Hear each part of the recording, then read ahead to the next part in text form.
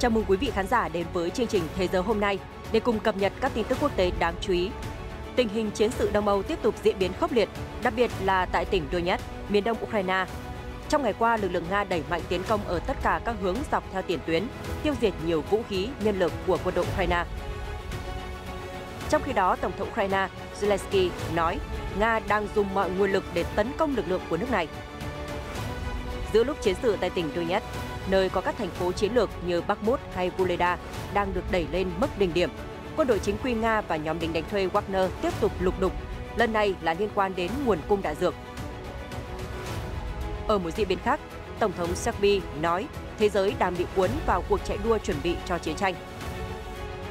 Trong bối cảnh đó, Trung Quốc, một cường quốc hiện bị vướng vào nghi án sẽ cung cấp vũ khí cho Nga, đang gấp rút chuẩn bị một kế hoạch hòa bình cho cuộc xung đột Đông Âu. Ngoại trưởng Ukraine nói nước này đã nhận được nội dung chính của sáng kiến này.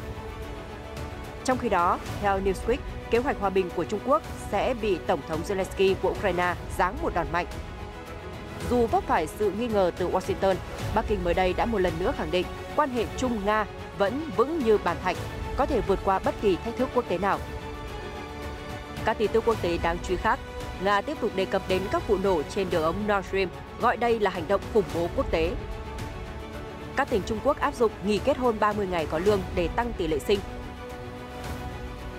Tại giải Ngoại hạng Anh, Leeds United bổ nhiệm huấn luyện viên Javi Gracia. Mỗi ngày một câu chuyện, một hình ảnh đáng chú ý. Hôm nay hãy cùng đến New York tham quan cuộc triển lãm trưng bày những mô hình tí hon độc đáo và thú vị. Đừng rời mắt khỏi màn hình, nội dung chi tiết sẽ được gửi đến quý vị ngay sau đây.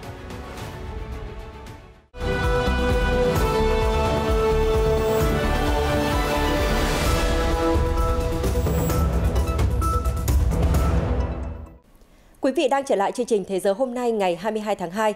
Thưa quý vị, chỉ còn 2 ngày nữa cuộc xung đột Ukraine sẽ chạm cột mốc 1 năm. Hiện nay diễn biến giao tranh vẫn hết sức khốc liệt và không ngừng leo thang ở khu vực tiền tuyến. Tại Donetsk, một trong 2 tỉnh thuộc vùng Donbass, miền đông Ukraine, các lực lượng Nga đang tiến công theo mọi hướng dọc các mặt trận. Thông tin được hãng thông tấn TASS trích dẫn lời của ông Denis Pushilin, người đứng đầu Cộng hòa Nhân dân Donetsk tự xưng DPR. Ông Pushilin cho biết hôm 21 tháng 2, tình hình rất khó khăn, nhưng quân đội Nga vẫn đang đẩy mạnh các đợt tấn công ở tất cả các hướng. Ông Yan Gagin, cố vấn của lãnh đạo DPR, trước đó nói với TASS rằng những cuộc giao tranh dữ dội vẫn tiếp tục diễn ra tại các địa điểm nóng như Bakhmut hay Vuhledar. Cùng ngày, người phát ngôn Bộ Quốc phòng Nga Igor Konashenkov cho biết, trong ngày qua, lực lượng của họ đã phá hủy 2 hệ thống HIMARS và một kho đạn dược của Ukraine gần Kramatorsk thuộc tỉnh Donetsk. Cũng theo vị quan chức, với sự hỗ trợ của máy bay chiến đấu, súng phun lửa và pháo, quân đội Nga còn khiến Ukraine tổn thất 170 binh lính ở Donetsk trong 24 giờ qua. Hiện phía Kiev chưa phản hồi về thông tin mà Nga đưa ra. Cùng ngày, Tổng thống Volodymyr Zelensky cho biết các lực lượng Ukraine vẫn giữ vững vị trí của mình ở tiền tuyến, nhất là tại miền Đông, bất chấp mọi cuộc tấn công liên tục của Nga. Trong video phát biểu, ông Zelensky nói, điều quan trọng là các lực lượng của chúng tôi đã vượt qua mọi áp lực tấn công của đối phương và duy trì tiền tuyến. Nhà lãnh đạo khẳng định quân Nga đang bị tổn thất một cách đáng kinh ngạc khi họ liên tục tấn công vào lực lượng của Ukraine ở Donetsk và Luhansk. Tướng Sisky đã báo cáo về tình hình tại các mặt trận Bakhmut và Liman. Các chàng trai của chúng tôi vẫn đang chiến đấu. Người Nga đang sử dụng tất cả các loại vũ khí để tấn công quân đội Ukraine. Tổng thống Ukraine nói thêm. Sau chuyến thăm bất ngờ đến Kiev, Tổng thống Mỹ Joe Biden đã đến Ba Lan để thảo luận cùng người đồng cấp Andrzej Duda về sự hỗ trợ bền vững trong tương lai để đảm bảo Ukraine giành chiến thắng trong cuộc chiến chống lại Nga. Giữa lúc chiến sự ở miền Đông căng thẳng, thông tin quân đội chính quy của Moscow và nhóm lính đánh thuê Wagner lục đục tiếp tục bùng lên một lần nữa. Vừa qua, người sáng lập tập đoàn Wagner đã cáo buộc chính quyền Moscow không đáp ứng quân nhu và đạn dược cho lực lượng của ông. Phía Bộ Quốc phòng Nga mới đây đã bác bỏ điều này. Tuyên bố của Bộ Quốc phòng Nga hôm 21 tháng 2 nêu rõ, việc hạn chế cung cấp đạn dược cho các nhóm chiến đấu là hoàn toàn sai sự thật.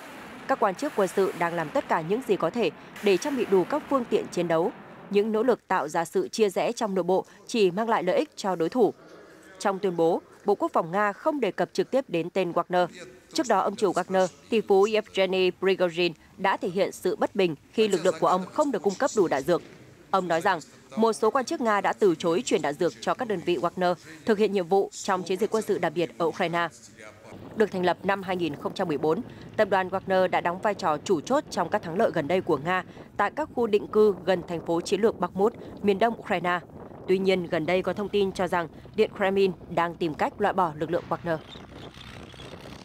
Trong bối cảnh tình hình xung đột Ukraine không ngừng tăng nhiệt, Tổng thống Serbia Aleksandar Vučić mới đây đã nói rằng thế giới đang chuẩn bị chiến tranh khi các nước gia tăng sản xuất vũ khí đạn dược. Phát biểu được nhà lãnh đạo đưa ra tại hội chợ vũ khí AIDEC diễn ra ở các tiểu vương quốc Ả Rập Thống Nhất UAE. Ông Vučić nói với các phóng viên rằng mọi người đang cần đạn dược, các quốc gia đang mua sắm mọi thứ, do đó những vũ khí chúng tôi sản xuất ra đều bán được. Xung đột ở Ukraine đã làm gia tăng nhu cầu vũ khí. Tổng thống Serbia cho biết nhu cầu mua tên lửa Grad cho hệ thống phóng đa nòng đã tăng 70%. Hiện chính quyền Belgrade đã mở rộng sản xuất đạn dược. Ông Vučić nói, đạn dược của chúng tôi bán chạy như tôm tươi. Ông Vučić cho hay, Nga sử dụng hết 35.000 viên đạn mỗi ngày, trong khi Ukraine là khoảng 16.000 viên. Tuy nhiên, quân đội của chúng tôi vẫn giữ lại nhiều vũ khí, ít nhất 30% những thứ được sản xuất sẽ được giữ lại cho Serbia. Chúng tôi chỉ có thể bán những lô hàng dư thừa. Mọi người đều muốn chiến đấu và sẵn sàng cho chiến tranh, ông Vučić nói thêm. Theo nhà lãnh đạo Serbia, tình hình trong khu vực lân cận có nhiều rủi ro, vì vậy chính quyền Belgrade sẽ nhập khẩu bất kỳ vũ khí nào, bao gồm cả máy bay chiến đấu Rafale của Pháp và máy bay không người lái của UAE. Triển lãm quốc phòng toàn cầu AIDEC 2023 được tổ chức tại Abu Dhabi là một trong những hội chợ vũ khí lớn nhất thế giới. Sự kiện này có sự tham gia của 1.350 nhà cung cấp vũ khí từ 65 quốc gia. Ngoài đạn dược, Serbia còn quảng cáo cho pháo tự hành Nora và xe bọc tháp Laja. Trong khi đó, Chủ tịch Ủy ban Đối ngoại Hạ viện Hoa Kỳ ông Michelle McCaul cùng ngày cho biết Mỹ có thể cân nhắc đến việc cung cấp tên lửa tầm xa và máy bay chiến đấu cho Kiev khi ông đến thăm thủ đô Kiev của Ukraine. Hạ nghị sĩ McCaul thuộc Đảng Cộng hòa cho biết hiện chính quyền Biden và Hội đồng An ninh Quốc gia vẫn còn bất đồng về vấn đề cung cấp vũ khí tầm xa cho Ukraine. Trong khi đó, chính quyền Kiev vẫn đang ra sức kêu gọi tên lửa đất đối đất ATACMS và máy bay chiến đấu F-16. Ông McCaul nói với các phóng viên rằng, tôi thấy nhiều quan chức ở Mỹ đang chuyển hướng đến việc đưa pháo binh và máy bay vào Ukraine. Kể từ ngày 24 tháng 2 năm 2022, Washington đã cung cấp hàng chục tỷ đô la để hỗ trợ an ninh cho Ukraine. Nhưng các gói viện trợ chưa bao giờ có tiêm kích phản lực và tên lửa tầm xa. Hạ nghị sĩ McCaul đến thăm Ukraine với tư cách là thành viên của phái đoàn Quốc hội Hoa Kỳ, chỉ một ngày sau khi Tổng thống Joe Biden đến Kiev. Ông McCaul cũng đã gặp Tổng thống Zelensky. Ông cho biết nhà lãnh đạo Ukraine đã đưa ra một danh sách các vũ khí cần thiết, trong đó máy bay F-16 và tên lửa ATACMS. Vị quan chức Mỹ khẳng định những vũ khí này có thể đi đến tận bán đảo Crimea. Ở một diễn biến đáng chú ý khác, Ngoại trưởng Ukraine Dmytro Kuleba cho biết Trung Quốc đã nêu với nước này một số phần quan trọng trong kế hoạch hòa bình mà Bắc Kinh đề xuất cho cuộc xung đột Đông Âu. Theo vị Bộ trưởng, nội dung được nhà ngoại giao hàng đầu Trung Quốc, ông Vương Nghị chia sẻ. Ông Kuleba cho biết trong cuộc họp báo chung với các quan chức NATO và EU ở Bruxelles rằng ông Vương Nghị đã đề cập đến những điểm chính trong kế hoạch hòa bình do Trung Quốc đề xuất với tôi. Đáp lại, Ngoại trưởng Kuleba nói ông mong nhận được toàn bộ kế hoạch từ phía Trung Quốc. Nhà ngoại giao hàng đầu của Ukraine không tiết lộ chi tiết về những gì được chia sẻ. Ông đồng thời khẳng định Kiev vẫn đang ưu tiên công thức hòa bình do Tổng thống nước này Zelensky đề ra. Theo Bloomberg, kế hoạch hòa bình của Trung Quốc bao gồm kêu gọi tôn trọng sự toàn vẹn lãnh thổ cũng như đề xuất đảm bảo an ninh cho các cơ sở hạt nhân và cấm sử dụng vũ khí sinh học và hóa học. Sáng kiến này cũng đề cập đến lệnh ngừng bắn và đình chỉ hoạt động chuyển giao vũ khí cho Ukraine. Theo nguồn tin, phía EU đã bày tỏ sự hoài nghi đối với kế hoạch của Trung Quốc. Phó Chủ tịch Ủy ban châu Âu Frans Timmermans khẳng định rằng hòa bình chỉ được lập lại nếu Nga rút quân khỏi lãnh thổ Ukraine được xác lập vào năm 1991. Giữa lúc Trung Quốc tuyên bố sẽ đề xuất kế hoạch hòa bình chấm dứt xung đột Ukraine, hãng tin Newsweek cho rằng Tổng thống Volodymyr Zelensky đã có những động thái có thể xem là giáng một đòn mạnh vào sáng kiến này trong bối cảnh cuộc chiến ở Đông Âu chạm mốc 1 năm. Theo các nguồn tin, Chủ tịch Trung Quốc Tập Cận Bình sẽ đọc bài phát biểu hòa bình trước Liên Hợp Quốc vào ngày 24 tháng 2 sắp tới. Trong đó, ông Tập sẽ đề xuất một kế hoạch nhằm giúp Nga và Ukraine đàm phán. Theo Newsweek, đây là dấu hiệu cho thấy Bắc Kinh đang nỗ lực trở thành một bên ngoại giao lớn thứ ba cho cuộc chiến Nga-Ukraine, bất chấp mối quan hệ căng thẳng với Mỹ. Tuy nhiên, kế hoạch của ông Tập Cận Bình dường như không nhận được sự ủng hộ từ Tổng thống Zelensky. Hãng tin Ukraine Pravda cho hay, Trong một cuộc họp báo diễn ra vào ngày 21 tháng 2, Tổng thống Zelensky gần như bác bỏ bất kỳ kế hoạch hòa bình nào của Trung Quốc. Thay vào đó, ông Zelensky chỉ đề cập đến kế hoạch hòa bình của chính quyền Kiev. Đề xuất hòa bình của Ukraine sẽ được bỏ phiếu thông qua Đại hội đồng Liên Hợp Quốc vào ngày 23 tháng 2. Ông Zelensky nói rằng, công thức hòa bình của chúng tôi được nhiều quốc gia ủng hộ và tôi hy vọng nó sẽ được thông qua ở Liên Hợp Quốc. Cuối năm ngoái, Ngoại trưởng Nga Sergei Lavrov cũng đã bác bỏ công thức hòa bình 10 điểm của ông Zelensky. Không còn là đồn đoán, nhà ngoại giao hàng đầu Trung Quốc ông Vương Nghị hôm 21 tháng 2 đã đến thủ đô Moscow của Nga, điểm dừng chân cuối cùng trong chuyến thăm châu Âu. Tại đây, ông Vương đã một lần nữa khẳng định mối quan hệ giữa hai đất nước rất mạnh mẽ và ổn định. Trong khuôn khổ chuyến thăm, ông Vương Nghị đã gặp thư ký Hội đồng An ninh Nga Nikolai Patrushev để thảo luận về sự hợp tác song phương cùng có lợi trong mọi lĩnh vực. Nhà ngoại giao hàng đầu của Trung Quốc nhấn mạnh, mối quan hệ Trung-Nga đã không ngừng phát triển và vững như bàn thạch, bất chấp những thách thức do tình hình quốc tế đầy biến động. Đáp lại, ông Patrushev nói quan hệ Bắc Kinh-Moscow có giá trị cố hữu và không bị ảnh hưởng bởi bất kỳ xu hướng nào từ bên ngoài. Vị quan chức đồng thời khẳng định quan hệ đối tác chiến lược với Trung Quốc luôn là ưu tiên hàng đầu của Nga vì cả hai nước đều đang nỗ lực hướng tới một trật tự thế giới công bằng hơn. Nói về vấn đề này, theo ông Vương, với tư cách là thành viên của Hội đồng Bảo an Liên Hợp Quốc, Trung Quốc và Nga có trách nhiệm đảm bảo hòa bình trên hành tinh này. Chuyến thăm Moscow của ông Vương Nghị diễn ra trong bối cảnh Washington cảnh báo Bắc Kinh đang xem xét cung cấp vũ khí cho Nga sử dụng trong cuộc xung đột ở Ukraine. Phía Trung Quốc đã bác bỏ cáo buộc này, đồng thời tố ngược lại rằng chính Washington mới là bên đang thổi bùng ngọn lửa ở Ukraine. Theo nguồn tin của Wall Street Journal, Chủ tịch Trung Quốc Tập Cận Bình đang lên kế hoạch thăm Moscow trong vài tháng tới để dự hội nghị thượng đỉnh với Tổng thống Nga Vladimir Putin. Hiện Nga và Trung Quốc chưa bình luận về thông tin này. Liên quan đến chuyến thăm lịch sử của Tổng thống Joe Biden đến Kiev, mới đây người đứng đầu cơ quan an ninh Liên bang Nga FSB, ông Alexander Bonikov nói rằng Moscow không đưa ra bất kỳ đảm bảo an ninh nào cho ông Biden khi nhà lãnh đạo bất ngờ đến Kiev. Phát biểu trước các nhà lập pháp Nga hôm 21 tháng 2, ông Bonikov nói Mỹ đã thông báo trước cho Nga về kế hoạch thăm Kiev của Tổng thống Biden. Chúng tôi không cung cấp bất kỳ đảm bảo an ninh nào. Phát ngôn này trái ngược với thông tin được cựu Tổng thống Nga Dmitry Medvedev đưa ra trên Twitter trước đó rằng ông Biden đã nhận được sự đảm bảo an toàn từ Nga khi bình luận về chuyến thăm Kiev của nhà lãnh đạo Mỹ. Trong khi đó, Cố vấn An ninh Quốc gia Mỹ Jake Sullivan cho biết họ đã gửi thông báo cho Moscow vài giờ trước khi Tổng thống Biden rời Washington với mục đích giảm leo thang xung đột. Hiện phía Washington chưa bình luận về sự đảm bảo an toàn của Moscow đối với chuyến thăm Kiev của Tổng thống Biden. Trong khi đó, hạ nghị sĩ Đảng Cộng hòa ông Paul Gosar mới đây đã ví chuyến đi bất ngờ của Tổng thống Joe Biden đến Ukraine là một cú tát vào nước Mỹ. Ông Gosar trước đây từng chỉ trích các gói viện trợ hàng tỷ đô la của chính quyền Biden. Trong chuyến thăm Ukraine, Tổng thống Biden đã công bố gói viện trợ mới trị giá 500 triệu đô la Mỹ cho chính quyền Kiev.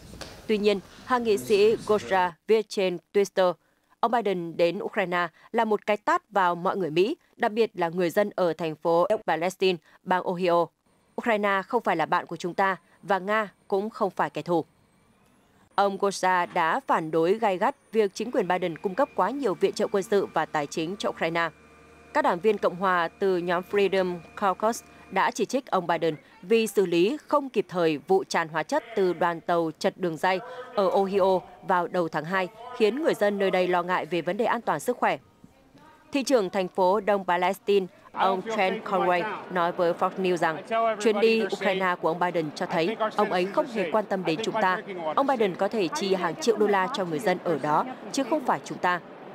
Theo trang RT, Tổng thống Biden chưa đến thăm Đông Palestine và cũng không thông qua tuyên bố thảm họa ở thành phố này, mặc dù ông Biden đã cử các chuyên gia về y tế và môi trường đến địa điểm xảy ra sự cố để kiểm tra và tuyên bố an toàn.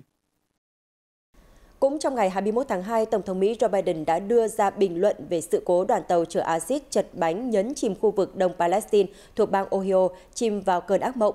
Theo nhà lãnh đạo, Cơ quan Bảo vệ Môi trường Liên bang đã yêu cầu công ty đường sắt Norfolk Southern thực hiện công tác khắc phục hậu quả. Tổng thống Biden viết trên Twitter, đó là một đống hỗn độn, họ có trách nhiệm giải quyết nó. Theo lệnh do Cơ quan Bảo vệ Môi trường Liên bang ban hành, công ty Norfolk Southern phải làm sạch đất và nước bị ô nhiễm tại khu vực đoàn xe lửa chở hóa chất bị chật bánh ở Đông Palestine, đồng thời tham gia các cuộc họp báo về vụ việc với cư dân địa phương. Norfolk Southern phải đệ trình kế hoạch chi tiết lên cơ quan bảo vệ môi trường trước khi triển khai. Trong một tuyên bố, Norfolk Southern cho biết họ sẽ đảm bảo thực hiện đúng trách nhiệm trong việc khắc phục sự cố.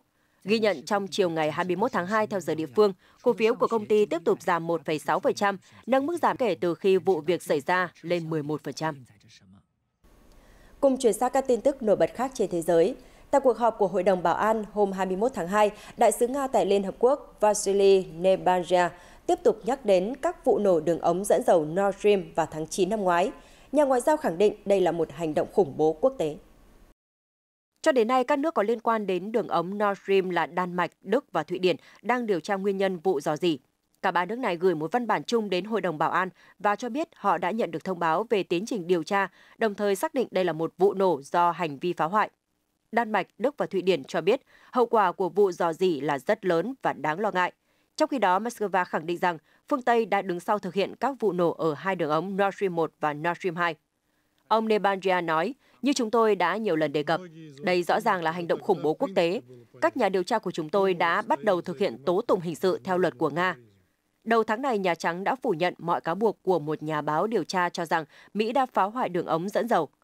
Phó đại sứ Nga tại Liên Hợp Quốc, ông Dmitry Polyatsky cho biết Moscow sẽ nỗ lực để đề xuất một cuộc điều tra độc lập về vụ nổ và đề xuất sẽ được bỏ phiếu tại Hội đồng Bảo an vào cuối tuần này.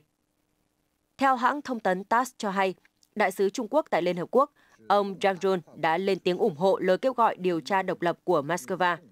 Theo Reuters, cuộc bỏ phiếu ở Hội đồng Bảo an mà Nga yêu cầu có thể diễn ra trùng với các cuộc họp của Đại hội đồng Liên Hợp Quốc nhằm đánh dấu một năm Nga tiến hành chiến dịch quân sự đặc biệt ở Ukraine. Ngày 23 tháng 2, Đại hội đồng gồm 193 thành viên dự kiến sẽ bỏ phiếu để một lần nữa yêu cầu Nga rút quân khỏi Ukraine và chấm dứt cuộc chiến. Tại Trung Quốc, chính quyền một số tỉnh mới đây đã áp dụng chính sách mới nhằm khuyến khích các cặp đôi trẻ kết hôn và sinh con. Thông tin được Reuters đăng tải. Theo quy định cũ, các cặp vợ chồng mới cưới ở Trung Quốc được nghỉ 3 ngày có lương sau kết hôn. Tuy nhiên, kể từ tháng 2, một số tỉnh Trung Quốc có quyền mở rộng chính sách này. Ghi nhận tại Cam Túc và Sơn Tây, giới chức đã quyết định tăng thời gian nghỉ kết hôn hưởng lương lên 30 ngày, trong khi chính quyền Thượng Hải cho phép nghỉ có lương sau kết hôn 10 ngày. Ông Yang Haiyang, người đứng đầu Viện Nghiên cứu Phát triển Xã hội tại Đại học Tài chính Kinh tế Tây Nam nhận định, việc kéo dài thời gian nghỉ kết hôn là một trong những cách hiệu quả để tăng tỷ lệ sinh. Tuy nhiên, vị chuyên gia cũng cho rằng cần thực hiện thêm nhiều biện pháp khác nhằm đảm bảo sự gia tăng này như hỗ trợ nhà ở, nghỉ thai sản, hưởng lương cho nam giới. 2022 vừa qua là năm đầu tiên Trung Quốc chứng kiến sự sụt giảm dân số sau 6 thập kỷ. Cũng trong năm, quốc gia tỷ dân còn ghi nhận tỷ lệ sinh thấp kỷ lục 6,77 ca sinh trên 1.000 người. Thưa quý vị, Stockholm, một trong những cửa khẩu biên giới chính giữa Pakistan và Afghanistan vẫn bị đóng cửa trong ngày 21 tháng 2, gây ra tình trạng ùn tắc nghiêm trọng với hàng nghìn phương tiện vận chuyển hàng hóa đang chờ để được thông quan. Điều này đã đẩy các doanh nghiệp vào tình thế có thể bị thua lỗ nặng. Chính quyền Taliban đã ra lệnh đóng cửa cửa khẩu Stockholm vào Chủ nhật 19 tháng 2. Phòng Thương mại và Công nghiệp chung Pakistan-Afghanistan PAJCCI cho biết động thái này sẽ gây ra thiệt hại nghiêm trọng cho doanh nghiệp của hai nước. Theo PAJCCI, có tới 6.000 xe tải chở đầy hàng hóa đang mắc kẹt tại cửa khẩu trong suốt 3 ngày qua. Các thương nhân, đặc biệt là những người kinh doanh mặt hàng thực phẩm tươi sống, phàn nàn rằng nếu tình trạng không được nhanh chóng giải quyết, họ có thể bị lỗ lớn. Cho đến nay, Taliban chưa đưa ra lý do cụ thể nào, mặc dù quan chức hai nước đều cho biết họ đang thảo luận để giải quyết vấn đề. Một quan chức cấp tỉnh thuộc chính quyền Taliban nói với Reuters rằng Pakistan đã không thực hiện đúng quy trình quá cảnh cho khách du lịch và bệnh nhân đi chữa trị. Giới chức Pakistan chưa phản hồi về thông tin này. Một nguồn tin chính thức từ chính phủ Pakistan cho biết họ không được thông báo lý do cụ thể đằng sau quyết định đóng cửa khẩu. Nhiều thập kỷ qua, hai quốc gia láng giềng Pakistan và Afghanistan thường xuyên có những tranh chấp liên quan đến đường biên giới chung dài 2.600 km. Đến với chuyển động thể thao quốc tế, thưa quý vị, câu lạc bộ Leeds United ở giải Ngoại hạng Anh mới đây đã bổ nhiệm Javi Gracia làm huấn luyện viên mới. Chiến lược gia người Tây Ban Nha sẽ thay thế Jess Marsh, người bị đội bóng sa thải hồi đầu tháng 2 sau chuỗi phong độ nghèo nàn. Thông báo của Leeds hôm 21 tháng 2 có đoạn: câu lạc bộ vui mừng thông báo chúng tôi đã đạt được các điều khoản với Javi Gracia để trở thành huấn luyện viên trưởng đội 1. Đây cũng là lần thứ hai ông Gracia trở lại Premier League. Trước đó ông từng có 2 mùa giải dẫn dắt Watford khá thành công. giúp câu lạc bộ sớm đạt mục tiêu trụ hạng. Đó cũng chính là điều mà đội chủ sân Elland Road kỳ vọng vào vị cầm quân 52 tuổi giàu kinh nghiệm.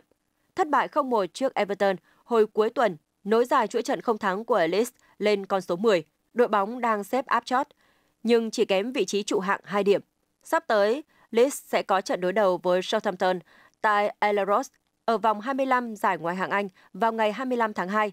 3 ngày sau đó, đội bóng sẽ tới Craven Cottage để thi đấu với đội chủ nhà Fulham ở vòng 5 FA Cup, trước khi đối đầu với Chelsea tại Stamford Bridge vào cuối tuần sau.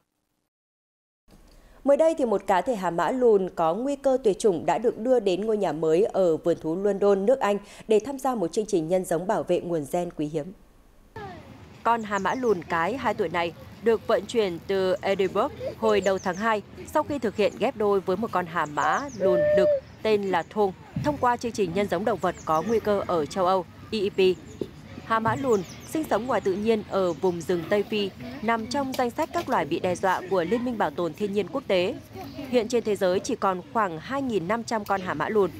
Loài hà mã lùn ít sống dưới nước hơn các họ hàng. Chúng thân hình thấp, nhỏ, đầu tròn và hẹp, tuổi thọ trung bình khoảng 27 năm. Cũng ở Anh, 3 nhà thiết kế thời trang đến từ Ukraine đã cùng nhau mang bộ sưu tập của mình lên sàn diễn ở tuần lễ thời trang London. Thông tin được Reuters đăng tải. Đầu tiên là màn trình diễn của nhà mốt Ksenia Steiner. Hãng thời trang này đã kết hợp quần jean, váy denim và những mẫu áo được thiết kế chắp vá nhằm tạo ra sự vui tươi và thân thiện với môi trường. Hoàn cảnh của chúng tôi thật sự bất thường. Tôi muốn thoát khỏi nó. Tôi chỉ muốn mang lại niềm vui và điều gì đó thật đẹp. Khi chúng tôi thực hiện bộ sưu tập này, điện bị ngắt liên tục. Vì vậy chúng tôi phải mua một máy phát điện khổng lồ và tiết kiệm đến tối đa. Mọi thứ rất căng thẳng. Cô Steiner chia sẻ rằng, kể từ khi Nga đưa quân vào Ukraine, cô và chồng đã gặp nhiều thách thức trong việc điều hành thương hiệu thời trang của mình. Thương hiệu thứ hai tham gia là Pascal đã chỉnh làng những chiếc váy tinh tế màu xanh lam, trắng và đen với những đường may tinh tế cùng hình họa con bướm. Chúng tôi đại diện cho Ukraine ở London, điều đó thật phi thường và mạnh mẽ. Cuối cùng là màn trình diễn của hãng Prorop. Đây là nhà mốt thiết kế trang phục cho những ca sĩ nổi tiếng như Dua Lipa và Gwen Stefani. Tôi lấy cảm hứng từ các bài hát Ukraine cho bộ sưu tập này. Chúng tôi rất biết ơn tuần lễ thời trang London và Hội đồng Thời trang Anh. Đến cuối chương trình, cả 3 nhà thiết kế đã xuất hiện cùng với lá cờ Ukraine có logo United 24, quỹ quyên góp do Tổng thống Volodymyr Zelensky sáng lập. Những bộ sưu tập này sẽ còn được trình diễn tại Berlin, Đức và Copenhagen, Đan Mạch. Ở Bỉ, hơn 1.000 nghệ sĩ biểu diễn trong trang phục truyền thống, đeo mặt nạ sáp trắng và đội mũ được trang trí bằng lông chim đà điểu khổng lồ đã khuấy động bầu không khí lễ hội hóa trang truyền thống Binche. Đây là lần đầu tiên sự kiện trở lại sau 3 năm bị gián đoạn vì dịch bệnh. Những nghệ sĩ mang đôi ghệt đế gỗ gõ lên những con đường sỏi đá ở thị trấn có từ thời Trung Cổ Binche, trong khi những người khác vẫy cành liễu trong không trung để xua đuổi những điểm xấu, cùng rất nhiều những hoạt động có từ cách đây 800 năm và vẫn còn được lưu truyền đến ngày nay, trở thành một phần của lễ hội được công nhận là di sản phi vật thể của UNESCO và là một trong những lễ hội đường phố lâu đời nhất còn tồn tại ở châu Âu. Hơn 55.000 du khách đã đến thị trấn cách thủ đô Bruxelles chừng 50 km về phía tây nam trong 3 ngày lễ hội diễn ra. Đoàn người diễu hành trong bộ trang phục sặc sỡ với mũ lông đà điểu khổng lồ nhuộm trắng, mặt nạ bằng sáp và mang những chiếc giỏ đan đựng những quả cam. Những người tham gia tin bắt được những quả cam sẽ mang đến cho họ nhiều điều may mắn. Các nhân vật chính trong lễ hội Binche là Kill trong trang phục màu nâu, đỏ, vàng, đội chiếc mũ màu trắng, đeo chiếc kính nhỏ màu xanh lá cây trên mặt nạ và đội chiếc mũ nặng vài kg, cùng chàng câm Pyros, thủy thủ, chú hề và người nông dân. Cuối cùng hãy đến New Orleans, bang Louisiana của Mỹ, nơi lễ kỷ niệm Mardi Gras trong tiếng Pháp có nghĩa là thứ ba béo, vừa được khai mạc hôm 21 tháng 2 với hơn 70 xe hoa diễu hành qua các con đường của thành phố. Sự kiện này dự kiến thu hút ít nhất 1 triệu người tham gia, con số kỷ lục kể từ sau khi đại dịch Covid-19. Một truyền thống đặc biệt của lễ hội Mardi Gras khi những người tham gia đoàn xe diễu hành tung những chuỗi hạt cho đám đông phía dưới bắt lấy. Năm nay, các vật phẩm này được làm bằng nguyên liệu tái chế. Theo Kelly Schultz, Phó Chủ tịch cấp cao New Orleans and Company, Đây là cách để tạo ra giá trị bền vững cho Mardi Gras. Chúng tôi dùng các vật liệu tái chế, chai lọ đã qua sử dụng để tạo thành các vật phẩm dùng trong lễ hội. Ban tổ chức rất cảm kích và ấn tượng khi người dân đón nhận thông điệp trên và quyên góp về rất nhiều. Truyền thống tung đồ trang sức của lễ hội thể hiện mong ước về sự may mắn, thịnh vượng và bình an. Lễ diễu hành Mardi Gras được tổ chức lần đầu tiên vào năm 1857, một ngày trước thứ tư lễ cho của các tín hữu Thiên Chúa giáo, thời điểm đánh dấu bắt đầu 40 ngày chay thánh. Trong khi đó, tại thành phố New York, Mỹ, một triển lãm nghệ thuật miniature có quy mô lớn vừa được tổ chức với tên gọi Small is Beautiful. Miniature là loại hình nghệ thuật thu nhỏ vật thể theo những tỷ lệ hoàn hảo, tạo nên những tác phẩm sống động. Hiện ngày càng được nhiều người biết đến. Từ bức tranh bằng nấm cho đến bãi biển tạo tác từ kẹo ngọt, khách tham quan đã có những trải nghiệm độc đáo và lý thú với nghệ thuật miniature khi một số lượng lớn tác phẩm được giới thiệu thông qua cuộc triển lãm mang tên Small is Beautiful tại thành phố New York.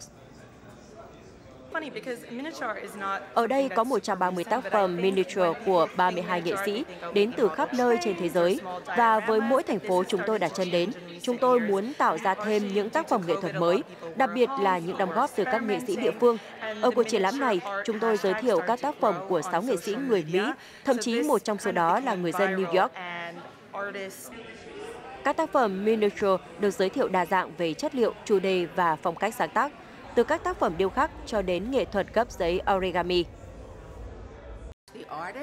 Các nghệ sĩ tạo ra những mô hình tí hon thật sự rất ấn tượng. Xem chúng, tôi có cảm giác như mình trở lại thành một đứa trẻ.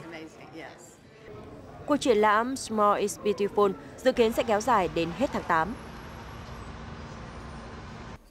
Và những mô hình thu nhỏ độc đáo tại cuộc triển lãm Small is Beautiful vừa rồi đã khép lại chương trình của chúng tôi ngày hôm nay. Cảm ơn sự quan tâm theo dõi của quý vị. Xin kính chào và hẹn gặp lại.